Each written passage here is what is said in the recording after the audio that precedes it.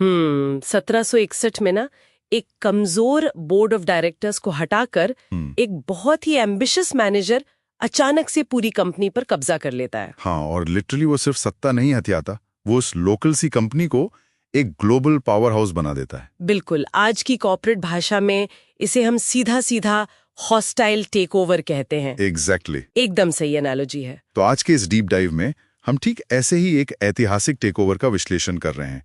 मेरा मतलब है 1767 से 1799 के बीच चला आंग्लो मैसूर संघर्ष। और हमारा जो मेन मिशन है वो यही समझना है कि 18वीं सदी के अंत में मैसूर ईस्ट इंडिया कंपनी जैसी स्थापित मोनोपोली के लिए इतना बड़ा खतरा कैसे बन गया। राइट, वो भी सिर्फ एक बागी के तौर पर नहीं, बल्कि एक सबसे बड़े वैचारिक और सैन्य खतरे के रूप में। तो इस पूरे हॉस्टाइल टेकओवर का जो मास्टरमाइंड था ना, वो हैदर अली था। उसने वोडियार वंश से गद्दी छीनी और फिर डिंडीगुल में फ्रांसीसियों की मदद से एक काफी आधुनिक शस्त्रागार खड़ा किया, मतलब एक मॉडर्न आर्सेनल। ये तो कंपनी के पूरे बिजनेस मॉडल पर ही सीधा वार था। बिल्कुल वार था, और 1769 की मद्रास की संधि इसका सबसे बड़ा प्रूफ है।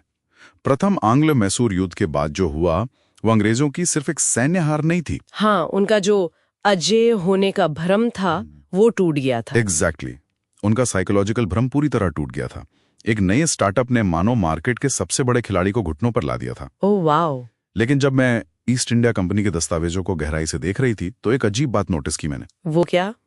उनका असली खौफ हैदर अली नहीं था, बल्कि उसका बेटा टीपू सुल्तान था। मुझे यहाँ एक बात बहुत खटकती है कि टीपू को इतना बड़ा खतरा आखिर क्यों माना गया? अच्छा, मेरा मतलब है, क्या सिर्फ इसलिए कि वो फ्रांसीसी क्रांति से प्रेरित था? इंस्पिरेशन तो कोई भी ले सकता है ना। इसमें ईस्ट इंडिया कंपनी के लिए वजूद मिटने का संकट कहाँ से आ गया? देखिए, फ्रांसीसी क्रांति से टीपू का जुड़ाव सिर्फ एक विचार नहीं था, वो एक बहुत बड़ा रणनीतिक दाव था। अच्छा, तो मतलब वो एक्टिवली इन्वॉल्व था। हाँ, जब उसने श्रीरंगपट्टनम में स्वतंत्रता का वृक्ष लगाया और फ्रांसीसी क्रांतिकारियों के जैकेबिन क्लब का मेंबर बना, तो वो सीधा सीधा ब्रिटेन के सबसे कट्टर दुश्मनों के साथ खड़ा हो रहा था। राइट, जैकेबिन क्लब तो वही उग्र फ्रांसीसी समूह था ना, जिसने यूरोप में राजशाही की जड़ें हिला दी थी। एकदम सही। टीपू कोई आम क्षेत्रीय शासक की तरह बिहेव ही नहीं कर रहा था, वो एक अंतर्राष्ट्रीय कूटनीतिज्ञ की तरह खेल रहा था। तो उसने बाहरी देशों में दूत भी तो भेजे थे। हाँ, उसने तुर्की, फ्रांस और अफगानिस्तान में अपने दूत भेजे। अगर उसी कॉर्पोरेट एनालॉजी में समझें तो वो ग्लोबल इन्वेस्टर्स को भारत में बुला रहा था, ताकि ईस्ट इंडिया कंपनी की मोनोपोली तोड़ी जा सके।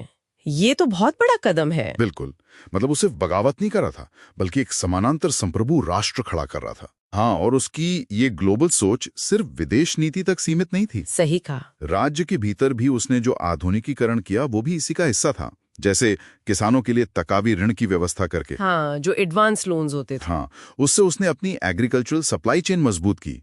लेकिन मुझे लगता है जिस चीज ने अंग्रेजों की सबसे ज्यादा नींद उड़ाई होगी वो थी उसकी नौसेना। ओहो, नौसेना तो बहुत बड़ा फैक्टर थी। मंगलौर, वाजिदाबाद और मोलिदाबाद में आधुनिक डॉकयार्ड्स का जो निर्माण हुआ। डॉकयार्ड्स का सीधा मतलब था एक मॉडर्न नेवी का निर्माण।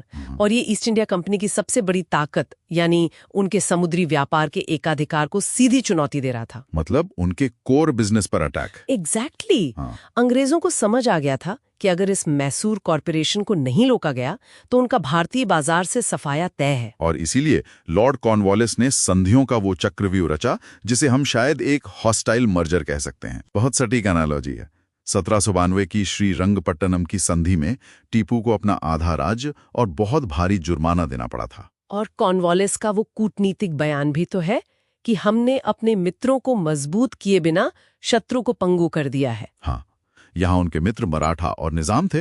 राइट, जिन्हें कॉर्नवालिस ने जानबूझकर ज्यादा ताकतवर नहीं होने दिया। ये तो पूरी तरह से कट थ्रोट मार्केट कंपटीशन वाली चाल थी। बिल्कुल, और इस रणनीति का क्लाइमैक्स 1799 के चतुर्थ आंग्ल मैसूर युद्ध में हुआ, जब लॉर्ड वेलेस्ली ने टीपू पर फ्रांसीसियों के साथ गुप्त गठबंधन का आरोप लगाया। हाँ, और उसे पूरी तरह खत्म कर दिया। इसके बाद अंग्रेजों ने सब्सिडरी अलायंस या कहें सहायक संधि के जरिए मैसूर का पूर्ण अधिग्रहण कर लिया। ये संधि का जो तंत्र था वो बहुत चालाकी भरा था ना। बहुत ज्यादा। इसके तहत मैसूर की अपनी जो स्वतंत्र सेना थी उसे पूरी तरह भंग कर दिया गया और सत्ता वापस वोडियार वंश के कृष्णराज तृतीय को सौंप दी गई। हाँ, लेकिन एक शर्त पर। मैसूर की रक्षा अब ईस्ट इंडिया कंपनी की सेना करेगी। और उस सेना का पूरा खर्च मैसूर का खजाना उठाएगा। एग्जैक्टली। शासक स्थानीय था, लेकिन रिमोट कंट्रोल पूरी तरह कंपनी के पास आ गया था। ये तो लिटरली एक पपेट स्टेट बनाने जैसा था, या कहें कि एक कठपुतली बोर्ड ऑफ डायरेक्टर्स बिठा दिया। एकदम सही।